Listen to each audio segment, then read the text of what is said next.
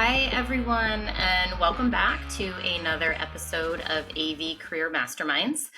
As I am trying to focus on this year in 2025 is talking to people who are transitioning and looking for a career change or looking for something new. So I am so excited to have someone on today that we are kind of in that transition.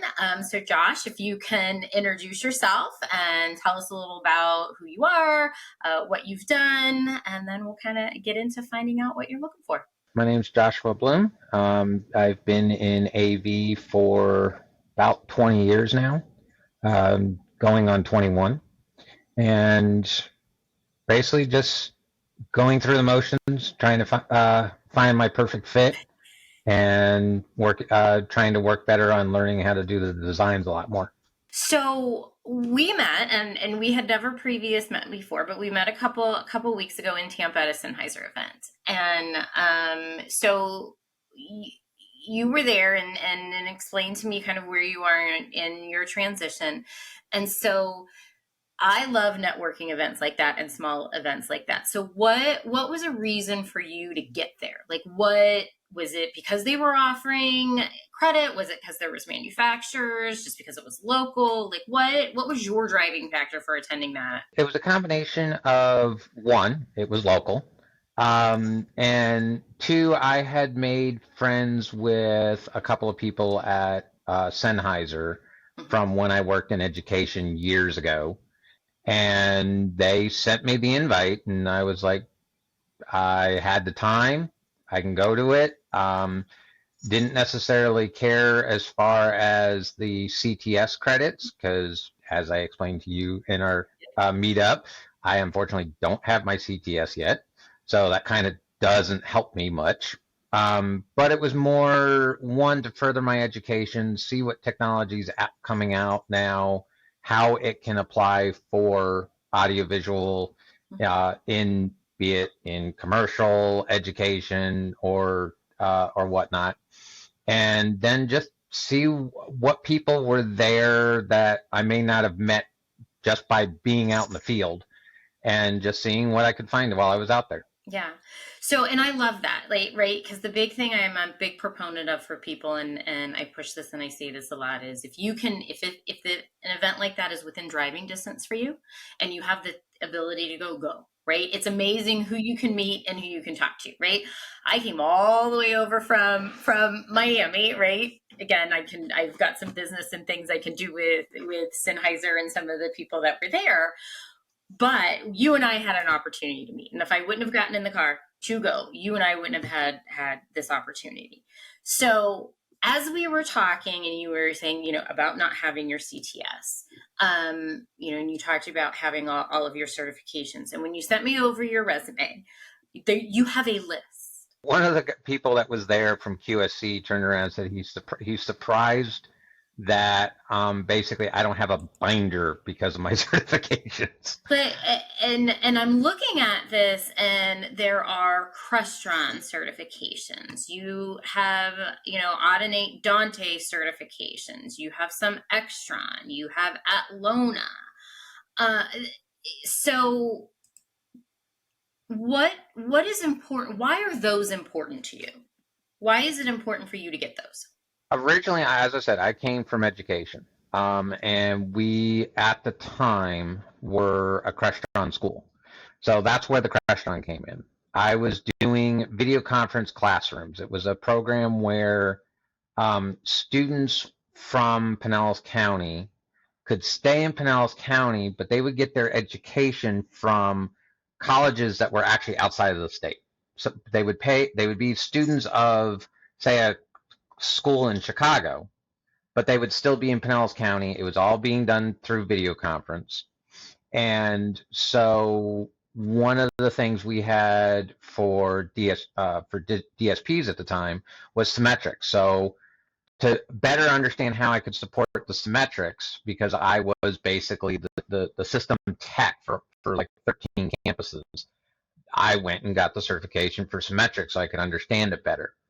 When I transitioned out of education and went into corporate, one of the requirements that that company needed to be able to even sell the stuff for Atlona was Atlona. So I mad dashed and got as much of the training for that, so that way we could turn around and sell Atlona equipment.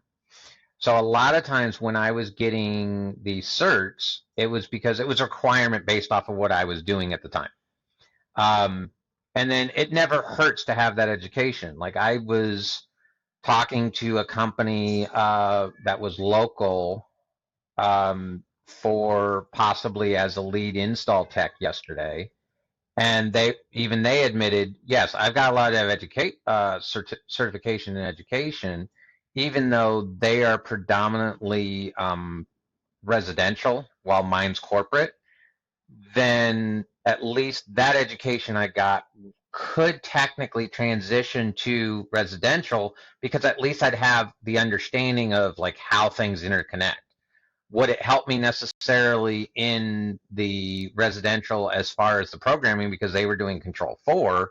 Maybe not, but at least it'd give me a backbone to understand what I was taking for the education. Exactly. And so now, with all of these certifications that you're having, are you finding that it's helping you now look for a new chapter in your career, or is it not coming up in conversations as much? No, I've been seeing where the people that interview me have been saying that one, they're surprised to have someone that has all that knowledge.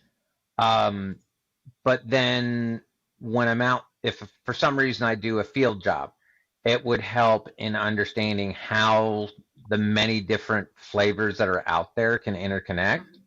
And then if I'm going into the design part of the field, then it would help me also, again, understand how they can interconnect, what would be the best part. My bachelor's degree is in technology management, and one of those courses that was in there was lean manufacturing. So when I design rooms, I've seen rooms, especially in education, where there's more parts that are needed. So I try to streamline the system to do what's needed, but don't blow the project up. Right. Turn around and only have what you need to get the program working. Right. You know, as we were talking, which is I think is beneficial, because with education, we all know in whether it's K through 12 or whether it's higher ed education, you know, budget is not there. They have to maximize what they're doing with a small dollar amount. So being able to, as I use the word value engineer, right, the system to ensure that you're meeting the needs of all of your customers, and that from an educational standpoint, your customer is going to be the professors and the students, right?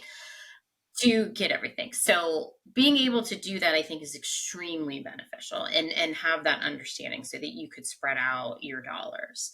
Now, what, and I'm not discrediting CTS or anything at all. I don't want to think that, but where are you in your feeling of the CTS having that versus looking for that position? Is it the positions you're looking for are requiring the CTS and they're not acknowledging all the certs, or where is that? How do you feel about that? So what I've been coming across is that there's been a lot, because the places I've been looking to help me try to find a new position is LinkedIn, Indeed, Glassdoor. And in those three, a lot of the jobs are saying that it would be preferred to have a CTS or CTS-I. I would like to get more into design, so they've been asking for the CTS-D. But a lot of the positions are turning around and just saying it's preferred but not necessarily required. Unfortunately, it also depends on where in the corporate you're going, because if you go for governmental work, they require the CTS-D. At least preferably a CTS, but considering security and stuff like that, they want to turn around and have the CTS-D. Biggest problem is the $500 to take the exam. And then I've also, in my career between being a student and just taking exams elsewhere, because like I've gotten an associate of science in network engineering. I can't pass the Cisco certification for the life of me. I cannot take tests. Um, and so if there's a test that is heavily math, yes, I'm in the tech field. I can't do math worth a darn.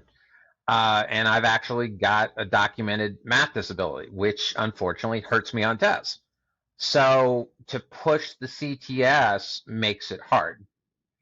But the nice thing is a lot of the positions I've been applying for, I make sure ahead of time. I tell everybody, sorry, I don't have my CTS, but they acknowledge, yes, but you got the experience because you've got all these certs. So let's back up 1 second. And you don't have to get far into this if you choose not to, but you just said that you have a documented math disability. Have you ever, let's just say the CTS exam, you did not have to pay for it, right? Let's just say stars align, things happen, and you didn't have to worry about it. Have you ever reached out to a VIXA, or do you know if a VIXA has anything for test taking for things like that? Because there are lots of people out there. I'm a former teacher, and there are lots of people out there in the world that are on an IEP plan, a 504 plan, where they need those type of accommodations when they go to take a test. I am like you. I have test anxiety. To when I had to take, I was a former math teacher. So when I had to take my math exam 4 times, because when I sat there and I looked at the problem, I couldn't remember how to do it as I was sitting taking the test. I walked out of the exam and I could tell you exactly how to do it. So I haven't checked for the VIXA yet on that one. I did with, I think it was Pearson is the one that does the Cisco certification. And like I gave them a list of what accommodations the college gave me as a student with learning disability. And they didn't accept it. They were like, no, you need to have documentation from a doctor. And I'm like, and they wanted me to actually turn it into Pearson. And I was like, okay, let me see if I get this right. You're not a medical institution. You want access to my medical records. Here's a list of stuff from a college, which does technically have the right to get access to it, and you won't accept the same accommodations they give me. Oh, by the way, my father was one of the first federally trained advocates for the students with learning disabilities. You really want to try this? So I basically ended up having to take the test without any accommodations, and I just couldn't pass the test. And it's gotten to the point right now where it's just, I've tried to do as many certifications to help me in the work that I do. And then when I get to the point of being able to actually sign up for the exam, then I'll have to go fight a VIXA to turn around and see how well they'll work with me. Because unfortunately, most of my documentation I haven't necessarily kept, because one of the biggest problems in college is that they require you to get retested every 2 years. I've been out of school since 2017, so I don't have any current documentation. And that's something as an adult, you should be able to say, because in your work balance now, it's different than when you're a student, right? You now have the ability in your everyday work, if you don't know the answer or don't know how to do something, well, we have the internet. You can look it up. Exactly. You can look it up. You're not required to memorize it. You're required to use the tools that you have at your fingertips. In college, yes, and as students, we know we want them to learn, we want them to understand, we want them to try and engage, right? And I completely understand that as a former educator. But then when you get out into the real workforce, and depending on what you're doing, you're constantly learning. And in AV and IT, whatever you learn today is probably going to be gone tomorrow. Yeah. So to be able to do all of this over and over and over again, right? To learn it and try to have it memorize. I mean, I don't like. I help my son with his math, and I still have to reteach myself things because I'm not Yeah. utilizing it every day. So I think for those, and not to sidetrack yet, but I think for those that are out there that are watching and that are listening, if you are a company, if you are an organization, if you are requiring your employees to take tests, and someone is coming to you telling you that they need some accommodations, please listen. Like this is things that are happening and going on in the world, and to Josh, there should be some things, and I will be your biggest advocate to help get some of those things for you if we need to, and reach out to people. But so moving on a little bit, so you have all of these certifications, you're out there looking. What are you looking for? What is the dream job that you would love to have? The dream job for me right now, since I've done when I was in education, I did that for almost 19 years. Mm-hmm. And I was doing on my own, I was doing repair of classrooms. I was doing the install of classrooms. I was doing the some of the reprogramming. I was also doing the designs.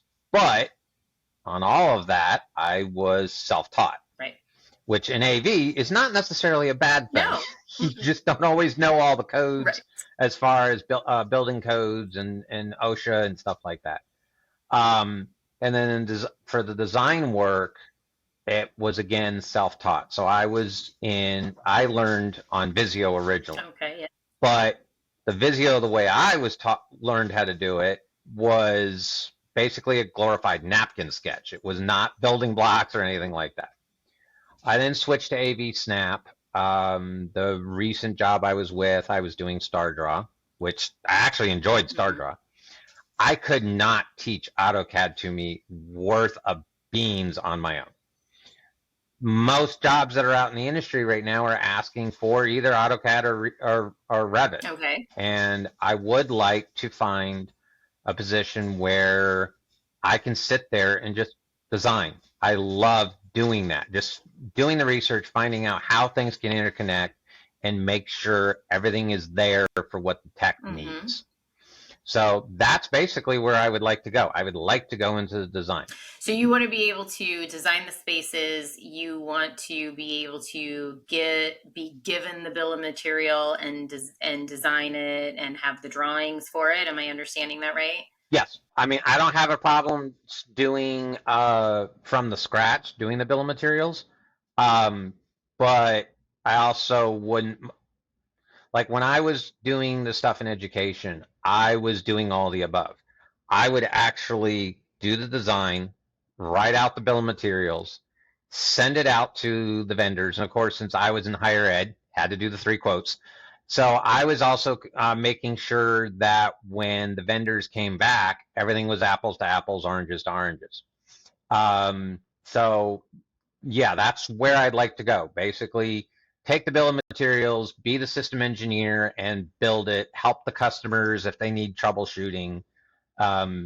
Basically, not necessarily be out in the field all the time, just basically be there as a support.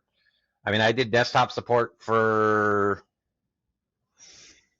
let's see, as I said, 18 years, 9 months. So I did desktop support for maybe 6 of it. So I was doing a lot of the help desk and helping the students or the teachers learning how to use the classrooms. So are you open to going back into the education space, the higher ed space? I'm not against it. I am a divorced father, and I have to be there for my son because the way the decree is I'm responsible for his travel, so I also have to pretty much stay in Tampa as much as possible. So going to education would make it a little easier to stay in one spot. And then if it's one of like the big schools like FSU, USF, which one am I missing? UF. Sorry, I'm a Knowles fan, not a Gators fan. Right. So yeah, I wouldn't mind going back into education. I would just hopefully prefer it was one of the bigger schools, just because the one I worked for was technically a junior college originally, and even though they became a 4-year school halfway through my education, they were still paid at the junior college level, so the pay wasn't great. Right. Well, and nowadays I think and trust me, and I live in South Florida, so I completely understand cost of living here in Florida is insanely crazy, right? Oh yeah. And to being able to, support a family and do all of that. So I completely understand that. So if we look at it, so education is not completely out of the realm. What about going back or working with and as I use the terms interchangeably, integrator reseller that's doing AVIT installations? Is that something that Yeah, I'm pretty much open to anything right now. The last time I was in a break, it was for 2 months, so I haven't rebuilt my finances from that one yet. So I would prefer not to go that long yeah. again. Um, so I mean, I've told my wife if I need to, just so that way I'd have money coming in, I'd break a promise to myself that I made years ago, and I'd go back to fast food. And Yeah. I really don't want to And do that. listen, hey, we're all at this point. There are all things that we could do, and that we say we don't ever want to do. But when you want to support, trust me, I completely understand that. I have been through that myself. Yeah. So the thing that I find very interesting, Josh, is your openness, right? And your willingness to say, I don't know, but I want to learn, and I'm willing to learn. Yes. Yes. That you don't find with adults very much, right? Because usually as an adult, we get very set in our ways. Yeah. And I guess it goes back to my education, because when I was working on my original associate's degree, when I did my AA before my bachelor's, I was doing my first degree was AA early education. Okay. And then while I was doing that, I was also working on a certificate as a computer network support technician. When I was working on my bachelor's, I was also doing a certificate for digital media video production. So I have no problem learning. And I also know, especially with me being self-taught and being an AV, and as you said, technology changes way too fast. If you're not willing to learn, you can't keep up with what's happening in the industry. Right. Being stuck in your ways is not going to get you anywhere. No, it's not. And I think we are starting to see some of that in the industry as people are getting older.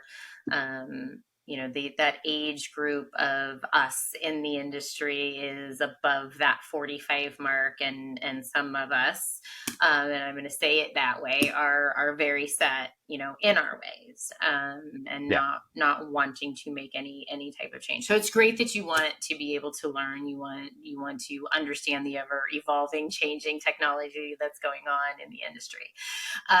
So I know that it is several months away, and we are hoping that you are working somewhere by then. But with Infocom being in Orlando this year, is that something that you're planning on attending to, and you want to be able to go? I mean, if the stars align, I always like to work in hypotheticals. So the very first Infocom that I went to, I would say was 2010, I think it was. I'd have to backtrack my emails to find that one out. But I've never made it to the Vegas one. Since I was working in education, they wouldn't send me.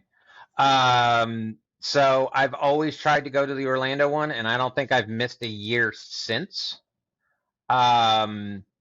To put it into another term of how dedicated I am to try to go to the Orlando one. Last time it was here, obviously that was 2 years ago. I had just started working in corporate, and I was invited to go for hooking up with some meetings with some of the vendors that company used. And I was on a cane because I was in the pool the night before with my son playing water volleyball and landed wrong, and I was walking that floor with a broken Oh toe.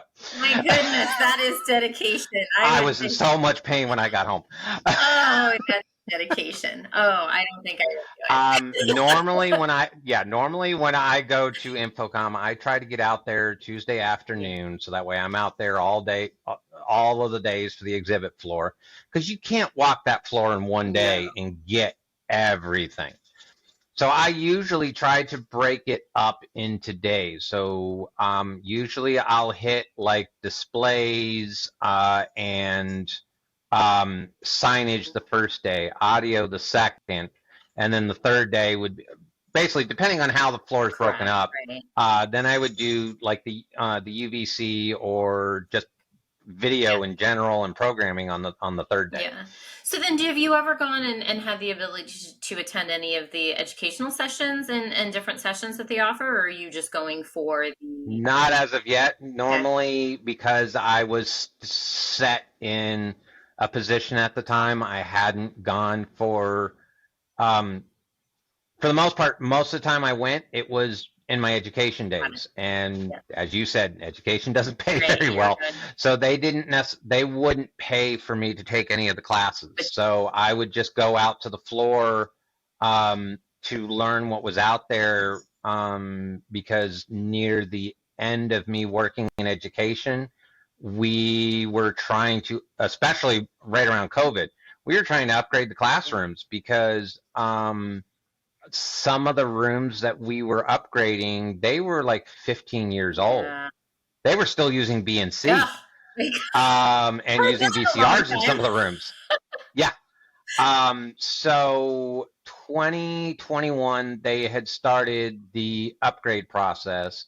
And by the end of 2022, we standardized all 435 classrooms. Wow. We literally hired Howard Technologies, and they um, subsourced to different companies in the area. And we turned around and hit a campus at a time and just upgraded the rooms to make them all standardized. Because, as I said, there were some rooms that they were more current, and other rooms that they we were dusting off the cobwebs when we were pulling apart that I'm equipment. sure. I'm sure, and I'm sure there were people that were installing this and taking that equipment out, going, "We don't even know what some of this stuff is," because that has happened to me. But Yeah, we had a few people that were like that. I mean, one of the companies that helped install it, so they were like, "Wait, you guys are still using yeah, this?" it's amazing. But yeah, so for the most part, me going to Infocom was always just learning what the technology was coming out. I've always been interested in taking the education route, especially at this point.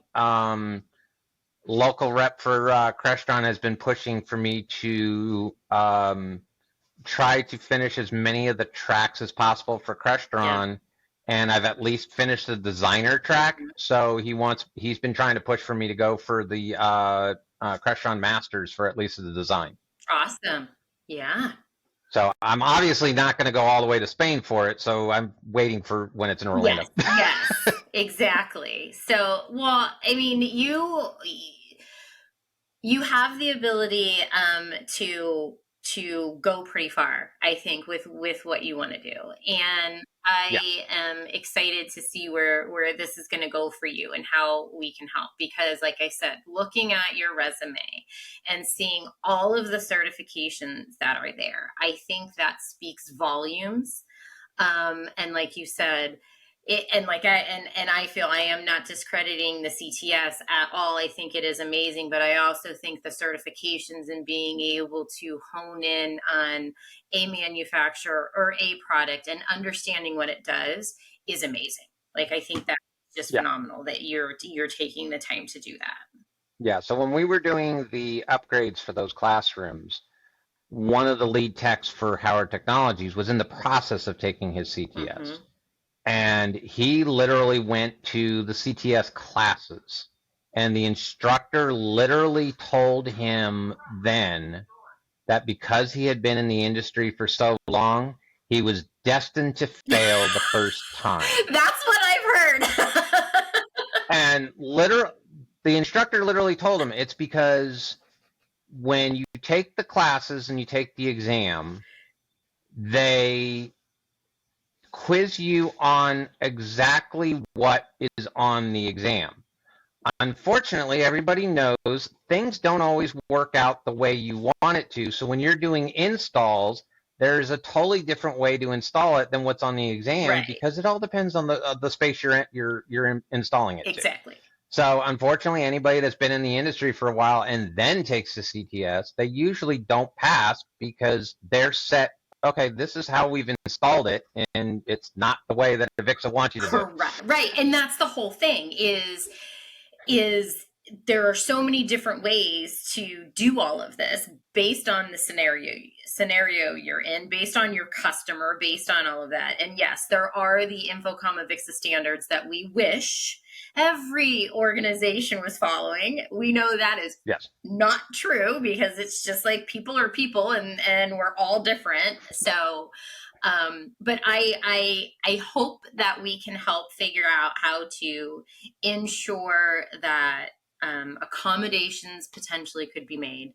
I think that is very important if that's not already being handled by Avixa. I think that is something that should be able to be out there, and we can figure out how to help get you through that process at some point. But Josh, I'm excited to see where this can hopefully go for you. I think you are going to be amazing in whatever aspect you do. So anybody that's listening out there, make sure you reach out to Josh. And Josh, where can we find you? So I'm on a lot of the social media. Like, I'm on Instagram, I'm on Facebook, I'm on Twitter.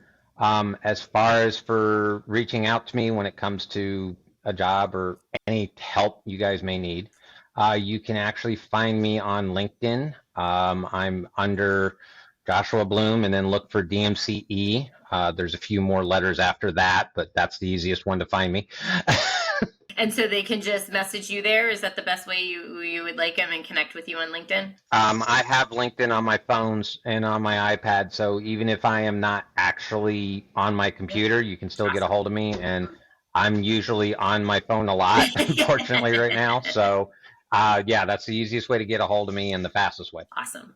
Well, I think as everybody, like I said, as everybody's listening, there is definitely something here with Josh that I think you're going to find that you can't find in a lot of other people, being the fact that he still wants to be able to learn. He has all of these certifications and he wants to be your designer. That's amazing. So whether you are AV, whether you are IT, whether you are corporate and you need somebody, remember that AVIT is not just in our little part of the world that we think. Every company and organization has some type of AV department. So as everybody's listening, thank you, Josh, for being on. And you are definitely a fit for when I say we are all more than words on a resume, because in looking, like I said, at yours, it's hard to get everything that you have done on that 2 pages. Yeah, as I explained to you when we met up the other week, last year I had somebody that pretty much nailed me down to the easiest equation, and you guys will see it on my LinkedIn. AV Swiss Army knife, because I know just enough about anything to get through. Well, that is amazing. Well, thank you, Josh. And for everybody that is out there listening, thank you for listening and supporting AV Career Masterminds. Make sure to take a look at all of the other podcasts that are available from AVNation Media. And if you are watching or listening, make sure you hit that subscribe. We'd love to connect with you. Thanks. The network for the AV industry. What are you listening to? This is AV. This is AVNation. This is AVNation.